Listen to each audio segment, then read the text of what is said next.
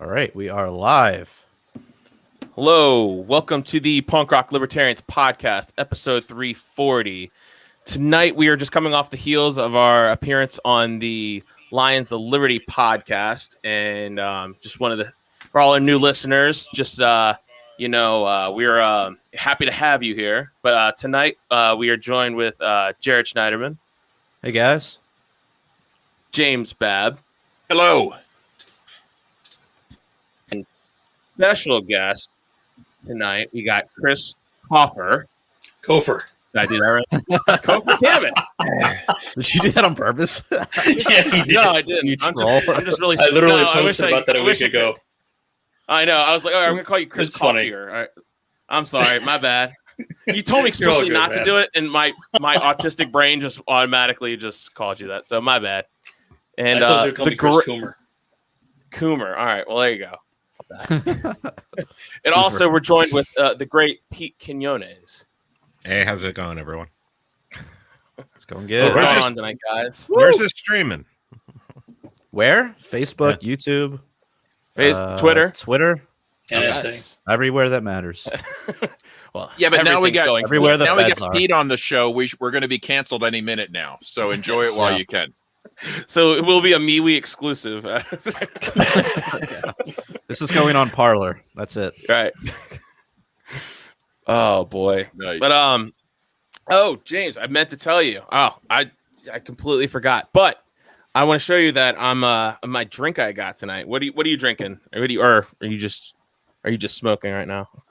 I'm drinking some Cigar City High Ally because I'm in Florida, and this is okay. basically the only thing that you can get here, evidently. Well, that's Cool. not a bad choice. All right, what do you got? I'm I hearing got the- audio. I'm hearing audio from like 60 seconds ago. I'm gonna shut down and come back in. Okay.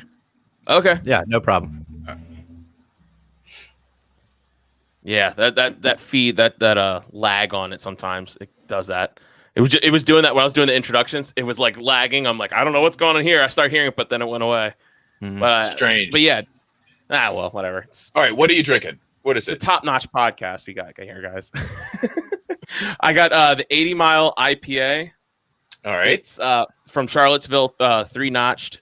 And my brother came over last night and gave it to me. It's 8. I think it's like 8.6%. So I just wanted to let you know that even though I do have a White Claw, I am drinking right. something good. All right. I'm drinking And water. I was going to say, it looks like Chris is drinking moonshine out of a Moonshine. mason Yeah. jar. So that's pretty hardcore, dude. And he's just drinking Sam- it like it's water, too. It's like, Right. wow. I know. I was like, you did it before when we were before we went live, and I was just like, I wonder if that is moonshine. Right. He's back. Pete is Ah, returned. alright. We sounding good? Yep. All right. So Sam said that was probably the feds that was doing that. So as always, it's always Wouldn't be the feds. shocked. They're always 60 seconds behind anyway. So Or Simon Wiesenthal. Who knows? dude, it's great to have you guys on the show. I was watching the documentary again today, and like it's got so many of our favorites in it. It's just like I couldn't even count the number of people from our current folks, and then quoting all the previous generations and stuff. It was like it's quite a lot of material in there. So congratulations. Thank you. It's one of those things where if you were only going to be able to show somebody one film about libertarianism or anarchism, that would be a good thing to do. Cool. Yeah. So if you like live on a rock on Mars in a cave or something, Right. with your eyes shut and your fingers in your ear, you would know that the documentary we're talking about is The Monopoly on Violence, which debuted last year. You guys, Last June. Yep, it was pretty cool. I was actually flipping through the other night. I was just bored. I just searched through. I put Rothbard. And I just searched it through on my my Amazon Fire Stick, and there was the first thing that popped up was Monopoly on Violence, and I just Nice. watched the preview again after, it, and I was like, that's so cool. Like I couldn't imagine like someone just doing this for the first time. Like, oh, cool. Let me go to this and just let me watch that.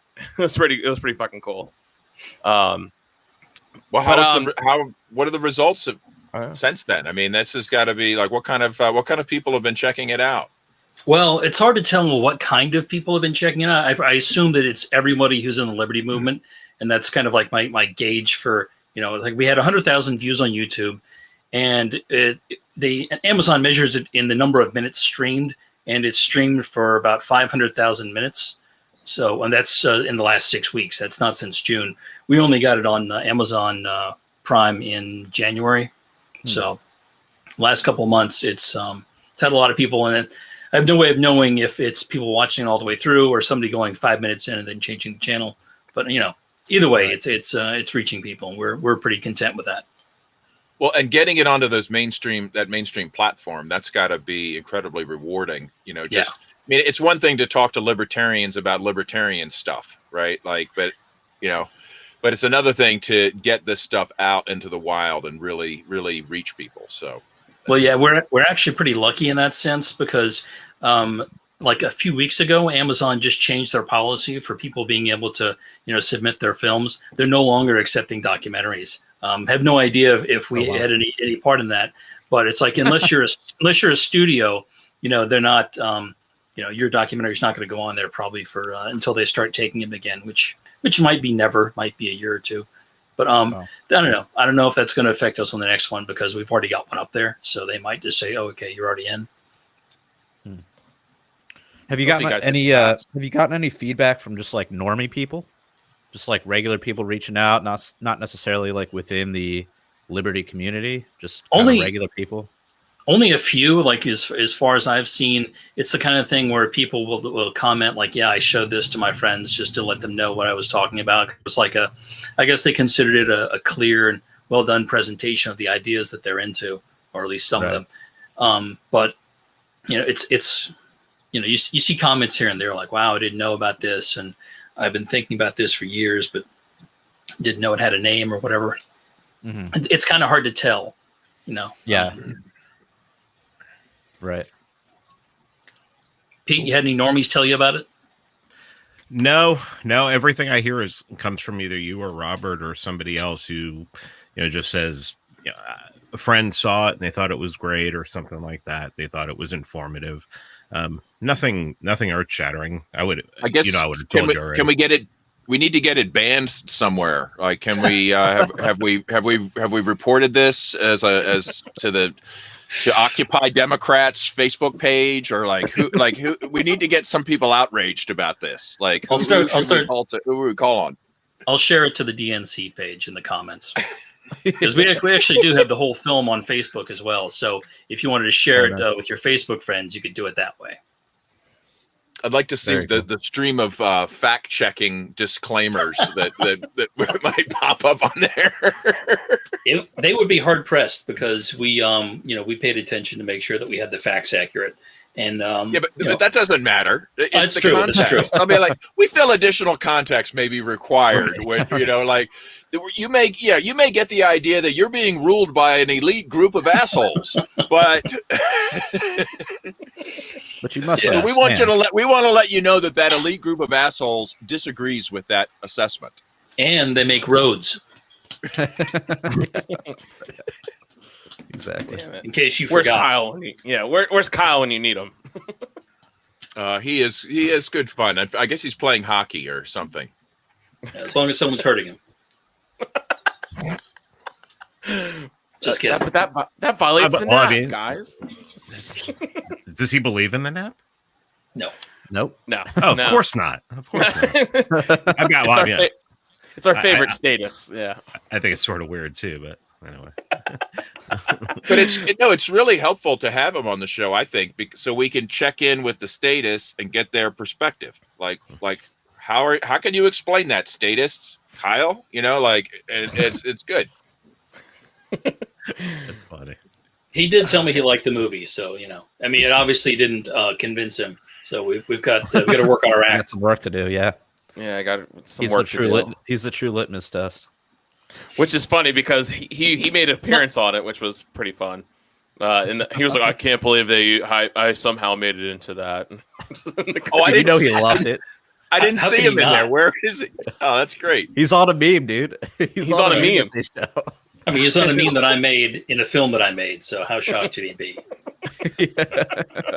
from a page that I made. Right. Yeah. I can't think of a higher compliment. I mean, that Well, is yeah.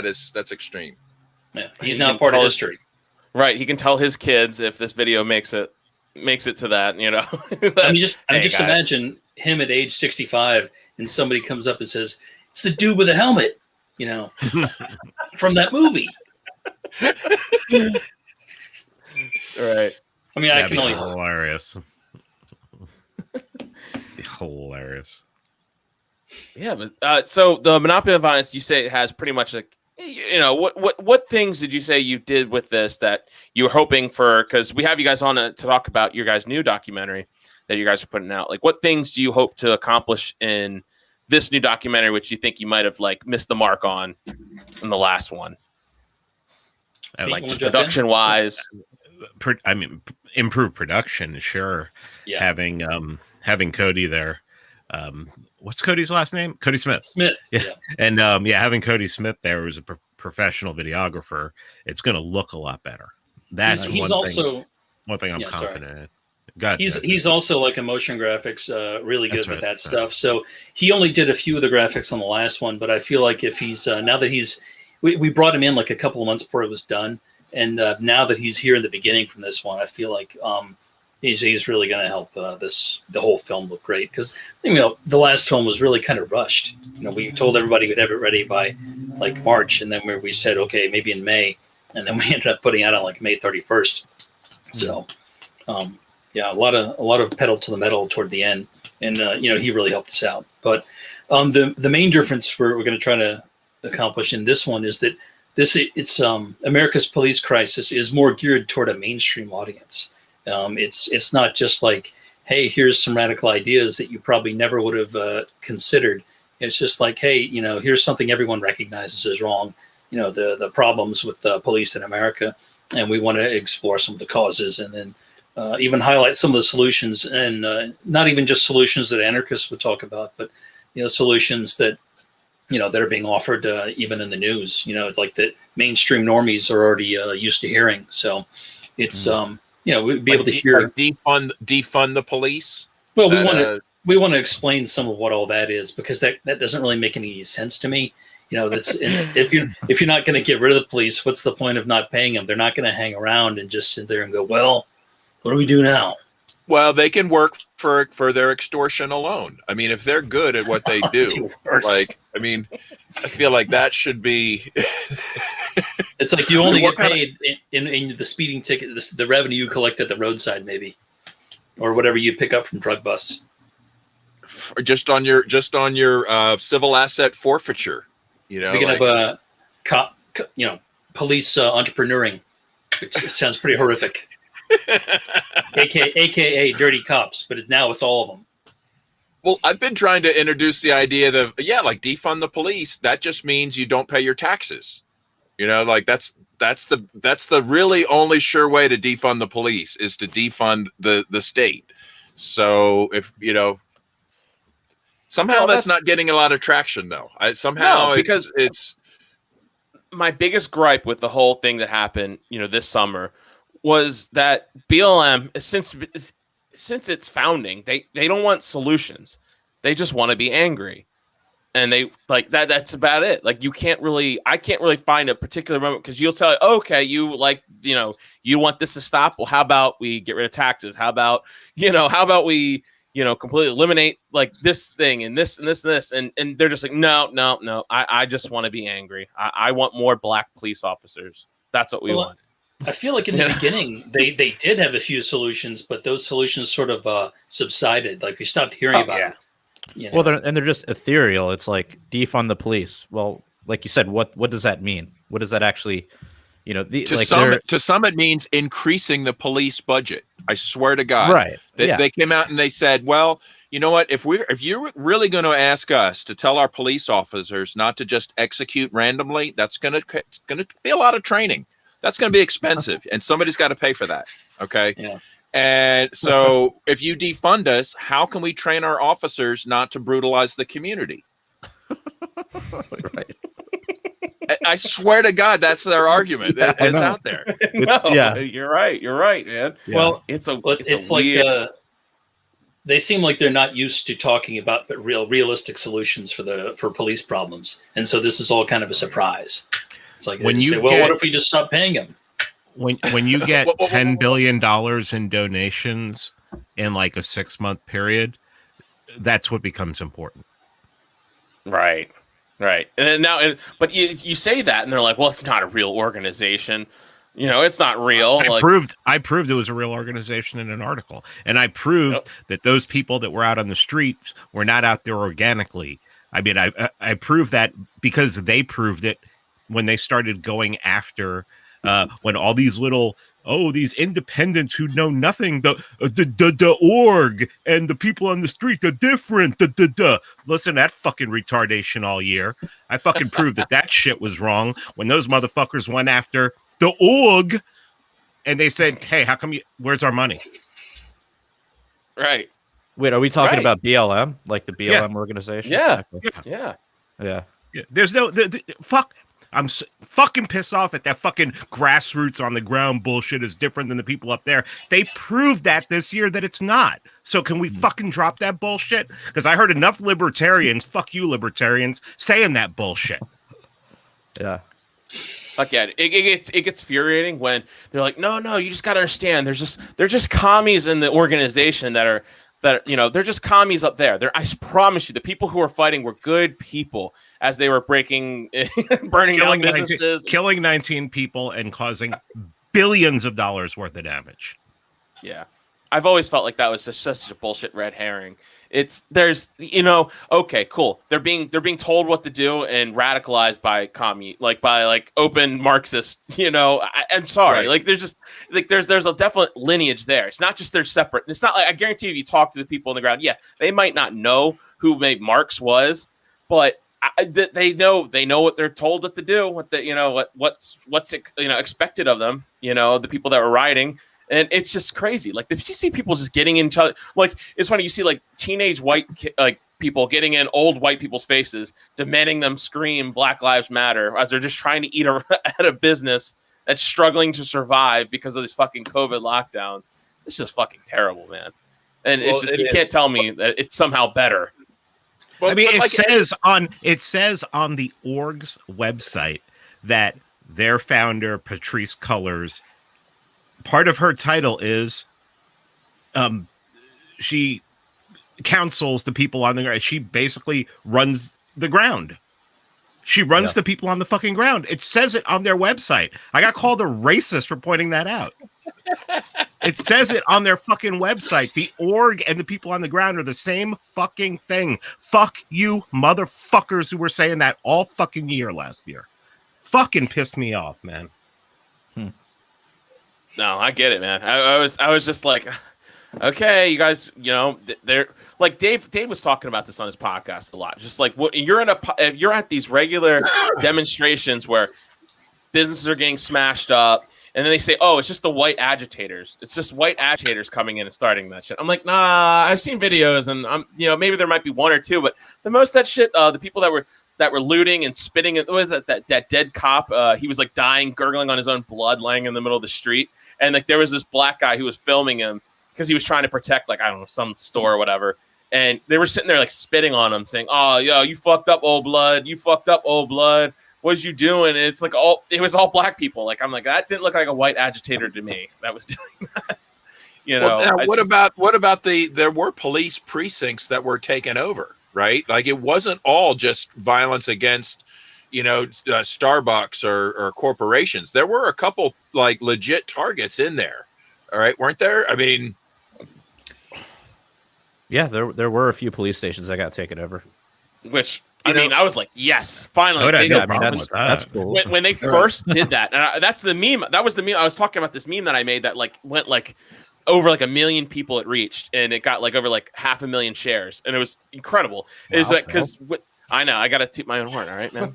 Phil's going to talk about that meme all episode now. For the rest of I'm going to tell my children and their children about this one time Granddaddy made this meme.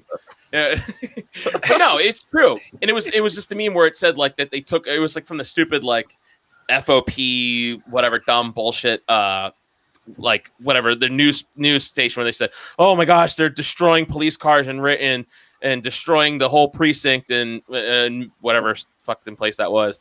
And I was just like, I literally just put the image of the Joker saying, "You get what you fucking deserve" underneath that headline, and seriously, it blew up. And like I was so happy for once, like they were actually focused on the people that were the enemy. And then they just, as soon as they were like, okay, we got done burning this, we're gonna go take over the Target and the Circuit City or not, right. like whatever down the street. Whatever happened with Chaz? Remember the that semi like anarchist zone in Seattle? Remember that thing? Well, they had to call the cops, right? Yeah. They took over a precinct. And they changed the name from like the something autonomous zone.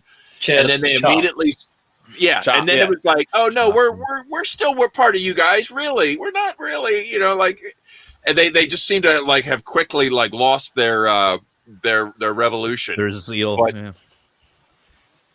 But I still thought it was amusing. So, why not? Right. And that's one of the things I hope, like in this new documentary you guys are doing, like it does show to people that there's not just we're not so crazy with our solutions, that some of our solutions are practical and, and that there's actually like a lot of problems that inherent with policing, modern policing that's going on right now. Like, cause we're from Maryland, and I mean, the whole thing, with, Duncan Lemp. Yeah. It was Duncan Lemp. Like and that just doesn't get talked about at all, hardly as much as there's, I think I read something like George Floyd where he was murdered. They haven't opened that street up since he was murdered. It's been closed to traffic. Really? And it's just, it's like a memorial park they have or something crazy like that. I could be completely wrong. I just, but that's what I thought. I was but like, meanwhile, what's going on at Duncan Lemp's house? Nothing. Like, have they even released the video footage of his murder yet? There was no video. There was no video. I knew that from the beginning. There was no video. And I was right. And they came out and they said, we didn't have one. So we all 12 of them malfunctioned. Right. What are you going to do? No, they didn't even pretend that, man. The cops here in Maryland, it's because I have a friend who's a police officer, and he told me, he was like, dude, there's no, as soon as this happened, I talked to him. He was like, I guarantee you there's no footage of it. He said, because what they do is, here in Maryland, when they have the sheriffs and whoever goes to break in, they don't have cameras. What they will do is they'll have the people who are like in the rear, they will have the camera. Like one guy specifically will have a camera. So after all the actions goes through, he's like the last person in the building after everything's cleared out. He'll come in and they'll show like what happened, the scene, the aftermath. And that's and he told me this April of last year. And then here, like the latest report, they came out and just confirmed that. And it just that's what we had Jim Bovard on the show, and we were talking with him, and he's he's like the number one person like on this case. And what I told to him, he's like, yeah, that's what I'm hearing too. Like he told us, and it sucks, but that's just the way it is. And like you'll never know. They'll never have the truth will come out on that. I feel like some shit needs to get burned down over that. I mean, if that's what it takes to get attention. Hey,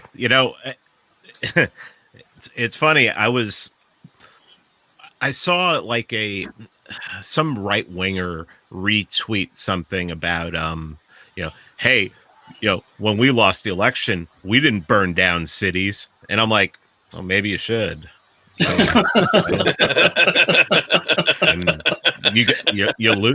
you lose all the time. I mean, right. Even after 2016, when they held everything, the left was still in charge. I mean, they're just, well, maybe try something new. Who knows? And to that defense, they did. They went to the Capitol building, they broke in, and they're oh my God, the articles still come out every single day from our local affiliate here, and like local Baltimore man was found. They tell the story like his neighbor snitched on him for going down to the Capitol, and they arrested him for it. And it's still to this day, it's like every single day they come out with like a new person that they found who was an insurrectionist. He was an insurrectionist. They're all snitching on their boyfriends or their sister, or their like. It's right. Like it's ridiculous. That reminds me, some guy. So I was talking shit. One of my favorite hobbies is going to the Washington Post comment section and just throwing grenades. And and this one guy sent me a message back. And we were talking about the insurrection that happened, and he sent me a message. He was like, "So were you there that day? Were you one of the guys I was filming as my building was getting evacuated?" I was like, it's pretty clear to me that what you're trying to do is get me to admit that I was there so you could like snitch to the feds. But I was like, unfortunately, no, I wasn't fucking there for that. Like, sorry to burst your little bubble. Like, I wish. But you're like, he was just straight sent me a message on Facebook. It's just like, hey, admit you were there. Like, fuck off. Like, fuck you. You know what it sounds like? It's like when they were talking about Abu Ghraib, they were saying like a lot of these people are in here because like, not because they were actual, terrorists, but because somebody, the soldiers in Afghanistan, some of them, they almost had like quotas or like go around village to village and say, who's working with, whatever terror group was active at the time. And they'd point out their neighbors who they didn't like or someone they had a personal beef with. And that person gets, put in a bag and taken to Cuba. And it's, I would not be shocked if the same kind of thing started happening here. Not like Gitmo for, the Capitol people, but just people snitching on each other for, it's like, well, I can't prove it, but I'm pretty sure that or, they say, yeah, he said he was there and, and they were nowhere near. It seems like just snitching is part of like of status culture. And like the more like totalitarian things get, the more snitching becomes part of the culture. Between the mask snitching and, just like, ooh, he's got Jews in his attic, like I'm sure like that's how they have to run it. That's how they have to make it work is to incentivize people to laterally enforce. And it's really disgusting that it's, you can kind of like bank on that horrible component of humanity to come through and be those snitches. It's disgusting, but they're always there. I mean, it's also a status thing. It's like that girl who turned in her uncle or whatever. She had a GoFundMe up for her college or something, and ended up getting like over 50,000, I think. I got fully. Just this one chick, she turned in her mom. She's like, my mom got mad at me for going to a BLM protest, so I'm snitching on her. And she made it on like CBS national news. Like she had a fucking segment for being a snitch. Well, what is the crime that these people are even being charged with? Of like being in an unruly tour group or sedition? What was it? Like treason, sedition. Sedition. They should be. Oh my god! Go to like hanging and shit. Wouldn't that be funny if they're like, yeah, we're taking it seriously. We're hanging y'all. Like that's what we do for treason. Oh, you turned in your mom. To the gallows, you suckers. Jesus Christ. I don't know, man. That's what they want, man. Like I said, I'm in the Washington Post comment section. The first comments that come like they should be shot for treason, and that's what we used to do with traitors. And so I'm like, get the fuck out of here, man. Jesus. Like, dude, it's so cringy how the left is How did AOC recover from her trauma of being in a nearby building and being yelled at by police? And I hope you guys cover this in the documentary about how evil the police were. They yelled at her. Yeah. They asked about her location, which terrified her. Which, understandably, when the cops are wondering where you are, it's a problem. We've all been there, right? I'd be terrified. Yeah. Yeah. So I feel for her. I think that's legit, but you can't exactly blame it on those Q people or whatever. Right. Or who did she say? Or who did she was yelling at another one of the politicians who. Massey or somebody. Well, she called like, no, I won't work with you. Yeah, Ted Cruz. I forget. What did she call him? She was like, I would usually let you agree because I think he agreed with her on something. She called him like an enemy combatant or something. No, like she said that you tried to kill me last week. Oh yeah, you tried to kill me. Something fucking stupid as shit. And it was like, what? What? Like Ted Cruz, that little bitch. That little bitch couldn't kill anyone. He's just like, wow. Like I couldn't even believe that she had the nerve to say that. I just think she's one of the most entertaining in Congress right now. So didn't Justin Amash say on Michael Malice's show that that's all an act? Yeah. What's an act? most these things that happen in Congress. Right, the politicians doing their theater about like, oh, we hate so and so and we dislike you, but they it's like wrestling, and behind the scenes, of course, they all get along. Everybody knows that. For as blue-pilled as he was, I mean, he was pretty he seemed to be like pretty like open with some things that kind of made me like, oh wow, like that's why I said I liked that interview, because just hearing it from his mouth, like obviously we kind of know that goes on, but him being so candid about it was pretty cool to say. But so that is not just Ron Paul, because Ron Paul has told us that too. Well, yeah, right, yeah, exactly, yeah. To get it from a Republican, it's nice to hear it from a Republican, right? Exactly. A real Republican, right? yeah, exactly. So, like, what? I'm sorry, I'm really high right now. Oh, go for it, dude. Nice. I want to ask Pete a question. The edible kicked in like, well, I didn't think it was going to kick in this hard. It's all good. Dude. All right. I was going to ask about your. Okay, well, you go. All right. I noticed a change in the theme music on the podcast. We used to have this like really aggressive, like death metal sound, and now it sounds sort of like Nightly PBS. News. It sounds more royal. It sounds more royal. It's got some timpanis and stuff in it, and some some fanfare. Tell me about the transition there. Time for a change, and I knew that that music's made by the same person, and it's his old band from 15, 20 years ago. I would have never guessed it's the same musician. And now he is composing for RPGs and stuff like that. So I asked him, I said, you want to rocket propelled grenades? So I asked him, I said, can we do something that's a little more classic, that's more classical? And it took a while. It took longer than to choose this music than the first music. But when he gave me that, he gave me one, and I said I want it to be a little bit more staccato on the strings, and then he brought it back, and I was like, fine, this sounds great to me. And I don't know if it sounded right to me at first, if it would just, it took time to get used to it. Now I freaking love it. I think it's cool. Yeah, I used to fast forward through during editing all the music and everything, and now I listen to it all the way through because I love the way that sounds. So. Well, I've been really getting a kick out of Free Man Beyond the Wall. I mean, I'm assuming everybody here listens to it, but it's definitely become one of the most like hardcore libertarian podcasts out there. And the guests, Salvia Goris, like all the guests are like so many cool heavyweights. It's always something to look forward to. So kudos. Thank you. Thank you. And you're expanding the frequency. Is that right? Like you're going to like, we shall see. That was something that I was going to say I had a conversation about, but I spent a good deal of time thinking about today. So we'll see. We'll see that something may may come up that you'll start hearing something on the podcast about me announcing wanting to do that and needing help to do it, just like everyone else. So, yeah.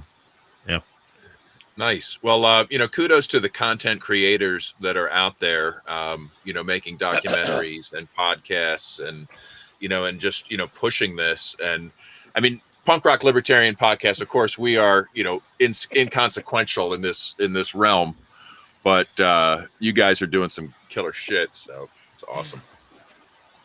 Yeah, no, I really I love the kind of like the mode you went in. You talked about, Pete, you talked about it with Dave on his podcast, just recently this week. I heard, about how you really kind of changed once COVID hit. And it's just like, this was like the number one thing, man, when the lockdowns and everything else that came in, like that should have been like the number one thing people talked about. And I remember immediately, like when Ron Paul like called it, like when the first like month he called it, was like, the hoax or no, what was he called it a hoax. He called it a hoax. Yeah. Yeah. And he got ridiculed for it too, by even people in the libertarian movement were like, "Oh my God, cranky old Ron again! He's calling it a hoax. It's real. It's real." And I mean, I guess both were kind of true. The whole thing that we've experienced has been a hoax. Yeah, there was a real virus in there somewhere. That was where he was going with. We all know what he meant. That's what his point was, right? Yeah.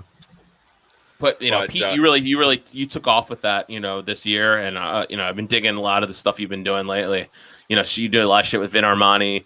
I love, and of course, Bird. We have Bird on a lot.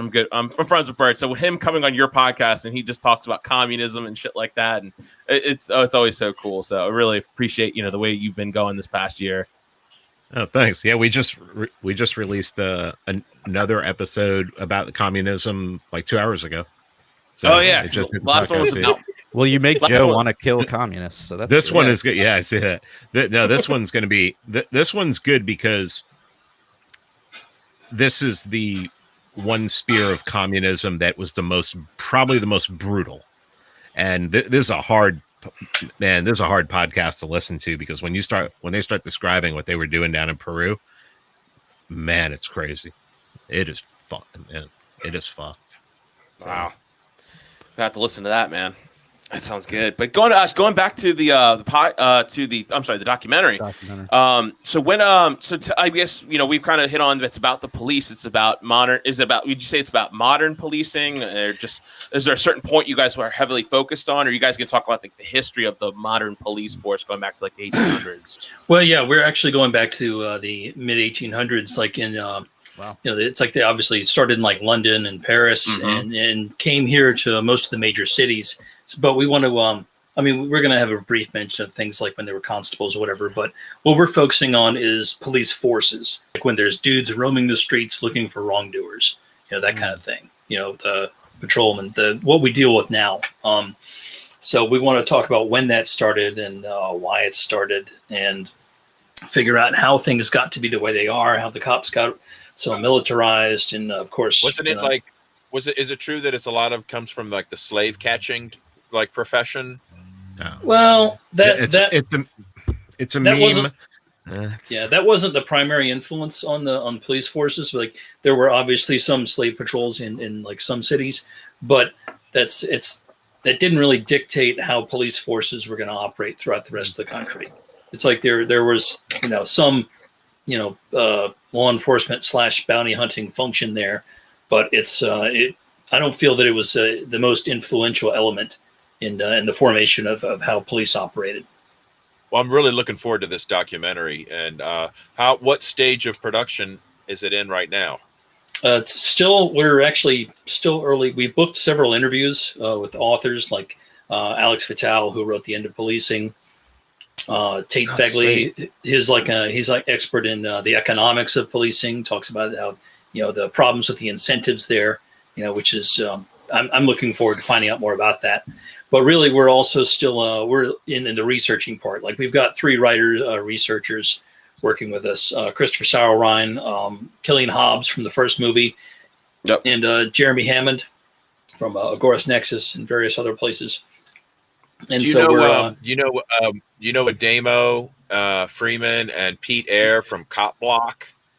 Yeah, I talked to them for help on the first one, and maybe possibly some footage or stuff like that. But we're really trying to concentrate on people who, and I hate to say it this way, who have legitimacy, who are not street activists. We're looking to talk to, we're going to talk to some people like that, but we want to talk to based on the style of the previous documentary that had so many voices in it, like, and so many like little firsthand little snippets that I thought was so cool. Like, Adamo would have quite a lot of material for you if you needed something like that. Of course, I don't really know how that would be, but you don't need. Who do you have lined up for interviews at this point?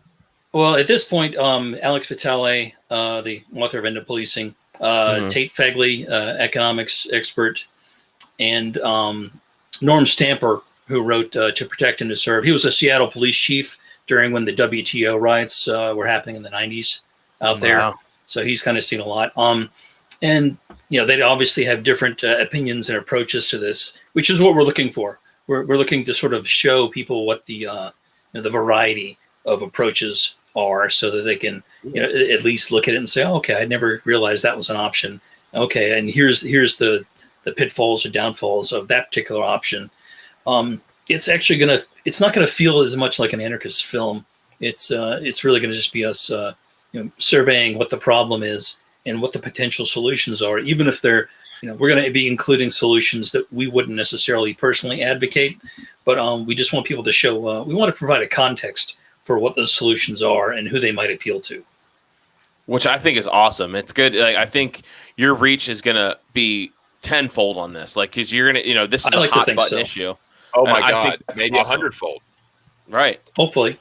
Yeah, especially if you frame it in that way where you're not making it an explicitly, anarchist libertarian documentary, and it's kind of just focused on that central issue. Yeah, I mean, that's probably going to have significant. It's going to be massive. I mean, also I wanted to we want to show that we want to talk to people who worked in law enforcement. That's like Norm Stamper is one of the people we're talking to, but we also want to talk to cops, and we've had a couple of them contact us. Don't talk to cops. Unless you're recording them. Right. Here's your script. You say that. Am I free to go, or am I being detained? Right. Well, the funny thing you say about that is like, I'm the son of two police officers. Like, my mom and my dad were both police officers, and one of the reason why I learned not to trust police officers at a young age was from them. They were like, "Don't." They told me, like, if a police officer ever asks you to do something, you don't have to do it. Like, don't do it. They say if they ever ask to search your vehicle, you say no. Like, you can say no to the cops. Like, they taught me when they that. want to put where their I was going genitals to school, in your mouth, you say no. But at school, they were always like, always just go along with the police officer, and they're nice. Yeah. But my parents were like, no, like, fuck that. Like, no, we know the trick. Like, and they taught me the tricks of everything. And I've had my run-ins with the police before. I know I got arrested over bullshit stuff. I had cops come to my door over a failure to show on it's such a long story, but it's like, I've talked about it before on the podcast, but it was like a failure to show to a trial that was based on a clerical error by the state. And I had like 10 police cars show up to my house, banging on my front door, saying they're going to tow my car if I don't come out. And like, and it's just like bullshit stuff that I knew from my parents teaching. They're like, oh no, they're just trying to get you to come outside your house, because if you come outside your house, they can arrest you. But if you're inside, they don't have a warrant. They can't come in. It's like stuff like that I learned from being, having parents that were cops, and they taught me, don't trust the police. Like, that's something that, as much as they meant not have come out and said it that way, but that's what they taught me. And I learned valuable insight.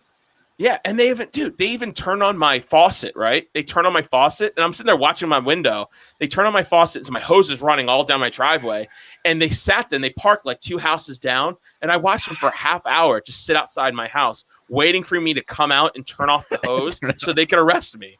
Like, it was like simple shit, and I felt bad because like most other people I know don't have this type of inside knowledge. It's just like seems like basic. So when I start coming to libertarianism, I was like, yeah, like everyone's talking about the same thing. Like, don't talk to cops. I'm like, yeah, my parents are cops. They told me never to do that. Like, they just, it's crazy. But like, why did the cops turn my water on and then leave? Right. But like my dad was a DC police officer for 25 years. He got out like right before like the 90s, in the early 90s. Be careful. You guys are trained professionals. I'm sure you could interview some cops and do it in a safe way. Yeah, but I mean, I've got a question for Pete. Libertarian Institute. Okay. William Grigg. This is a serious question. William Norman Grigg. Okay. Mm-hmm. Yeah. I understand that you have replaced him. Okay. Now, Will Grigg, to me, three of my most like adored superheroes. Right.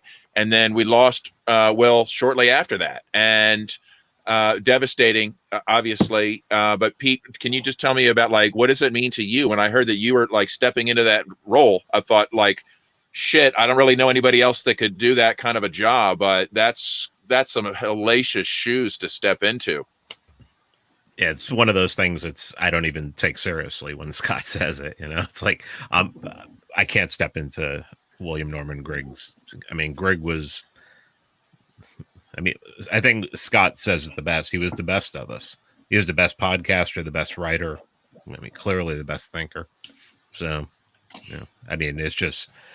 I just do a job now, and a solid human being on top of all of that.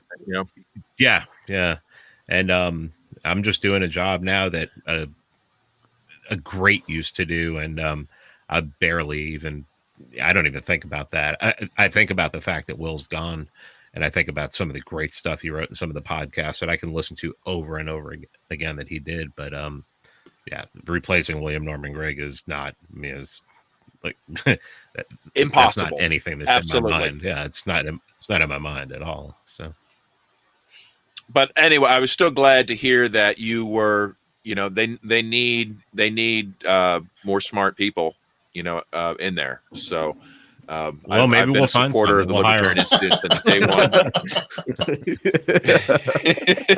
If you find them, come across them. But well, we anyway, appreciate that's that, killer. man. I mean, it was when you look at that masthead when it was Scott Horton, Sheldon Richman, and Will Grigg. I mean, that's friggin' Mount Rushmore right there. What do you right? do? You got, but what do you man, do with that? You know? but like you guys are. I was literally that Yeah. meme with Fry and the money. Like, take my money. Like, that's Thank perfect. you. Right. But yeah, no, it's really good. It's like, you know what I mean? You guys are a bunch of mentions over there. It was, Thanks, I love like talking to, like I always like, talk about Sheldon Richman somewhere and just like, damn, he always has like such a good point with stuff. And I just love hearing from him in his book. I haven't got it yet, but I really want to buy it. But like I did buy Norman Grigg's book just recently, just in the past few weeks. So I saw it on Amazon. It's been on my wish list for such a long time. I'm like, I just saw it and I was like, cool, I got some cash. Fuck it, buy it. Add it on, buy a few books here and there. But the one criticism I do have with the Libertarian Institute is it's hard to find your guys' merch, like t-shirts and stuff to buy. I always have to like, yeah. Scott does the promo for it, and I'm like, oh shit, what is it again? Like, fuck, I always forget the website. Yeah, we it's being updated right now. That whole section is going to be new stuff in there too. I didn't even know that was happening, and I started getting hit up through Messenger this week, and I'm like, who the hell is this? And I think it's like, oh, here's what the merch is going to look like, and here's what your shirt's going to look like. And I'm like, my shirt? I had no idea they were doing anything like that. So, I can't wait. But it'll be there. It'll be a better site. It'll be a lot easier to find the merch, believe me.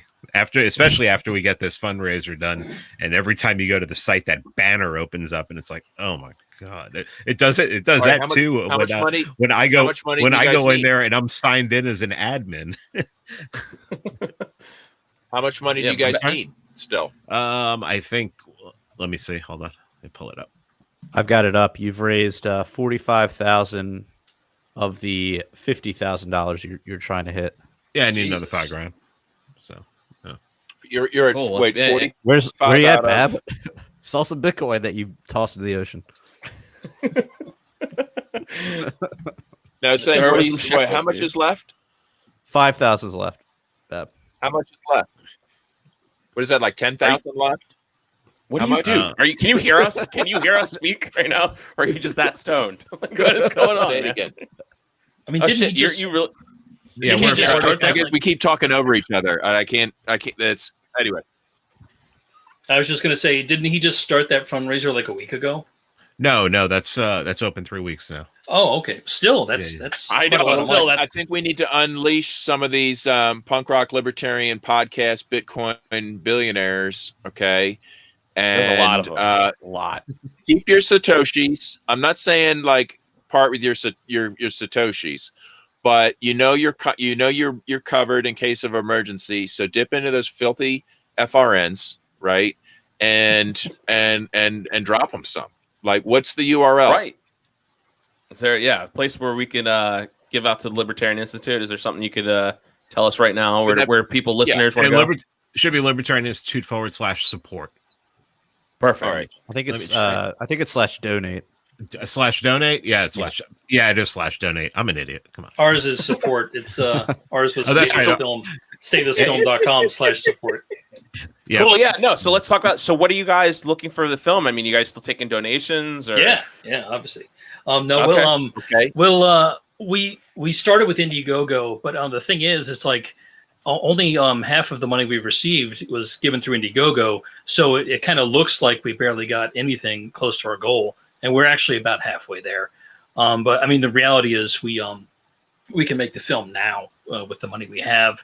It's just, the more money we have. What's the URL to contribute? Oh, if you go to americaspolicecrisis.com, that'll take you right to the page that discusses what the film is, what it's about. It's got the videos, not just of the trailer that Cody Smith cut for us, which is pretty great, but a video of me and Pete and Robert, our other partner in the company, talking about what the film is, what we intend to accomplish with it.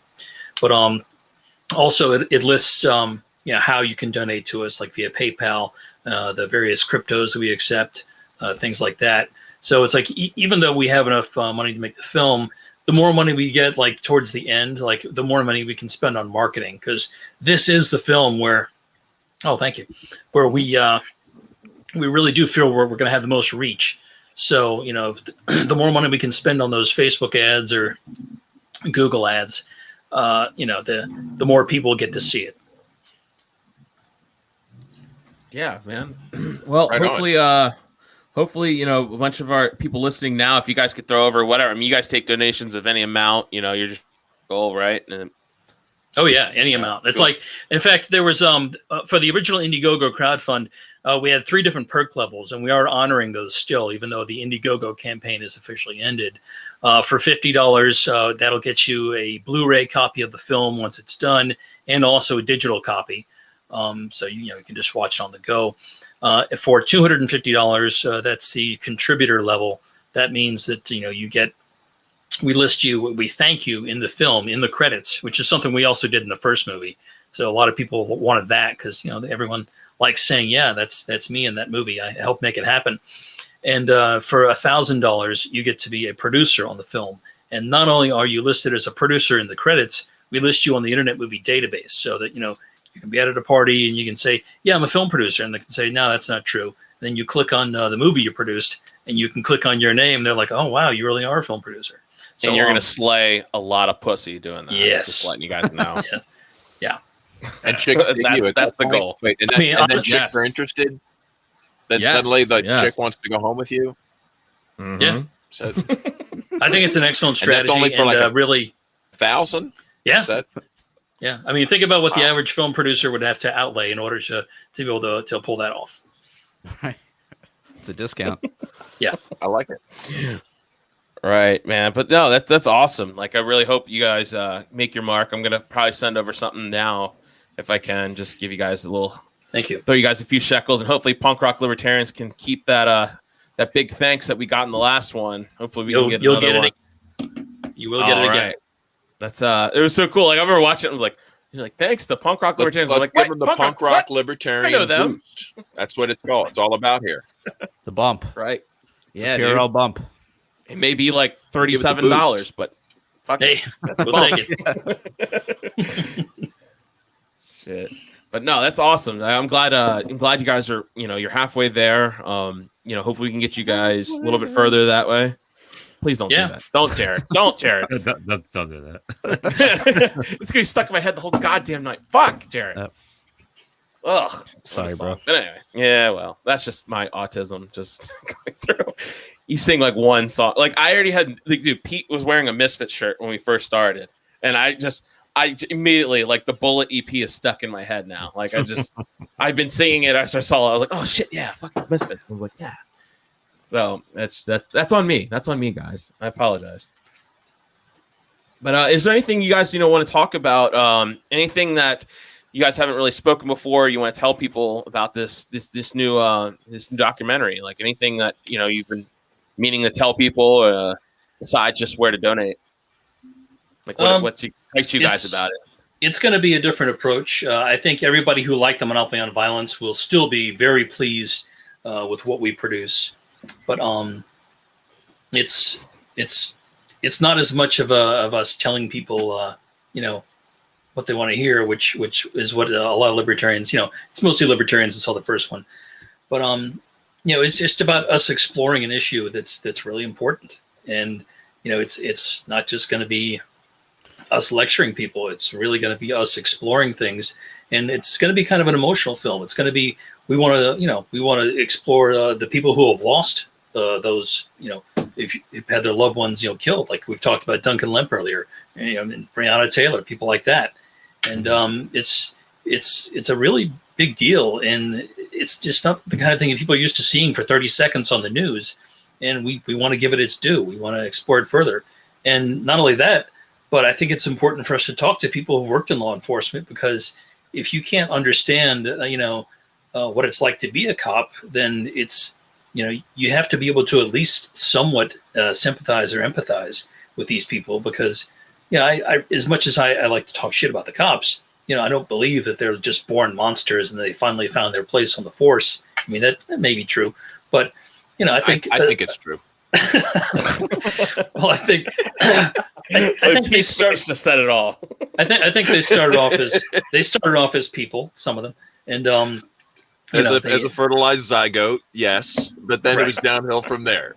Right, but really, it's like we want people to be able to get what they have to deal with, and really what it takes to turn a person who may have good intentions into some monster who's refusing to testify to several murders he's witnessed by his coworkers.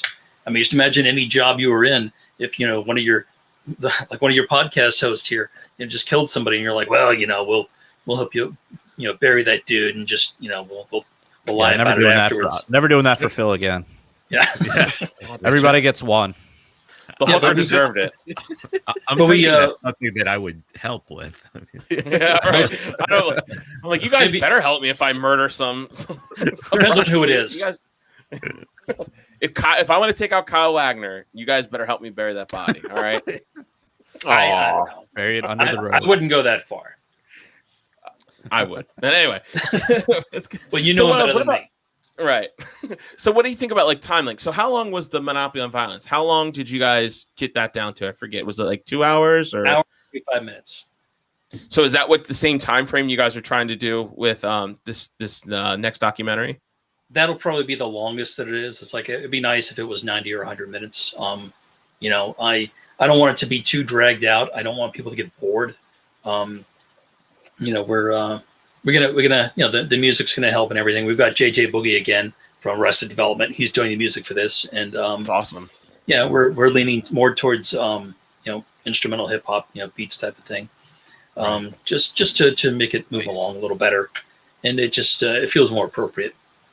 Are there any other documentaries like this that you're kind of taking any inspiration from, or you saw that you're like, oh, we could do that better? Well, I watched a film recently called Do Not Resist from 2016. It's different from what we're doing, but I really got a good feel for it. They explored more of the militarization aspect, like Program 1033, that they got all these cops, all this military equipment, all these grants from DHS. So that's when you see Podunk PD with armored personnel carrier. Yeah. Right. Shit like that. It's wow. I mean, that was kind of interesting, but it was a little bit different style. Yeah, but I respected what the filmmaker did there, and it's worth watching. It's still relevant. Yeah. Cool. So I guess we're kind of hitting in the 1 hour mark, but is there anything you guys want to say before we go? Any plugs, where to find you guys, how to help the thing? One more time, just let everyone know. Yeah. If you want to help our film, you can go to americaspolicecrisis.com. It'll take you to the page on our site. All these domains, all these websites go to the same site.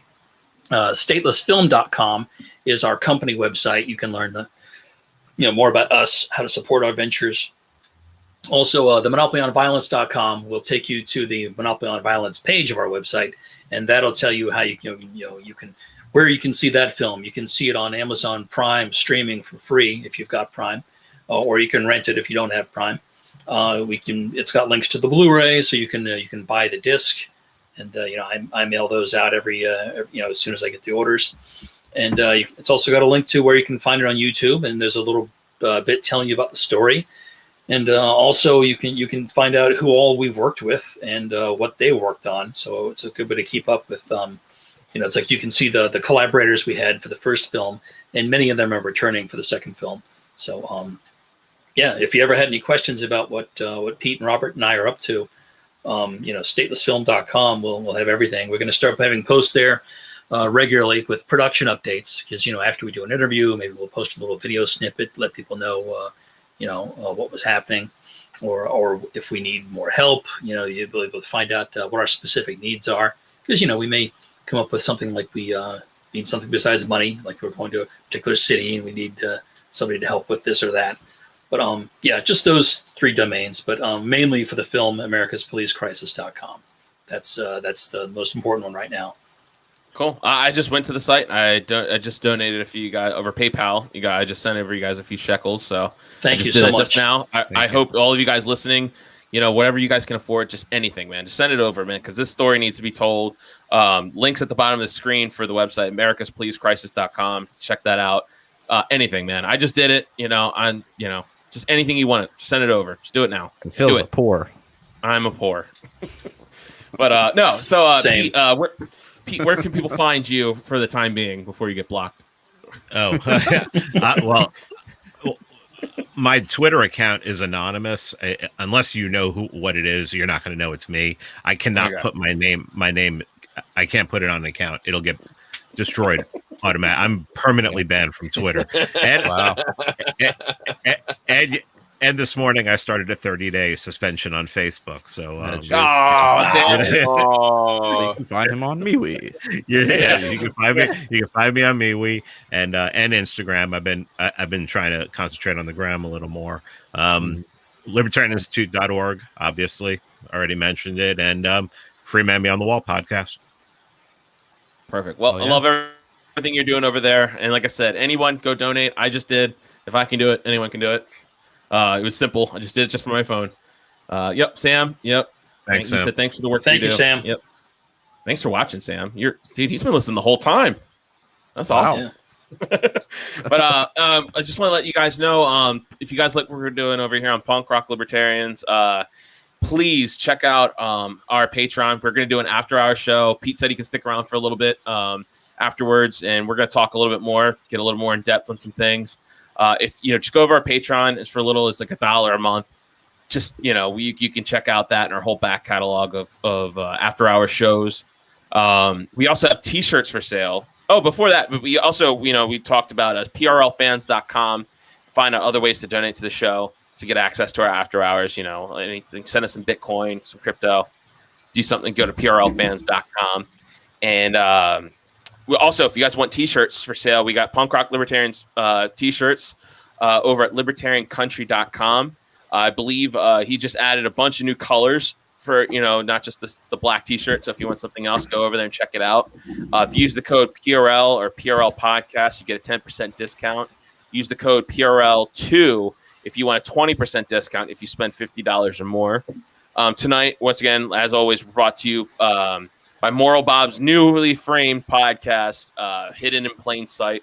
Moral Bob's a crazy bastard, but we fucking love him. He helps us out. So please go check Moral Bob is cool, and I got to meet him in Texas this year. So yeah, that's awesome. He's cool. Yeah, he's good people. So, I guess until next time, peace be with you all. Live free or die.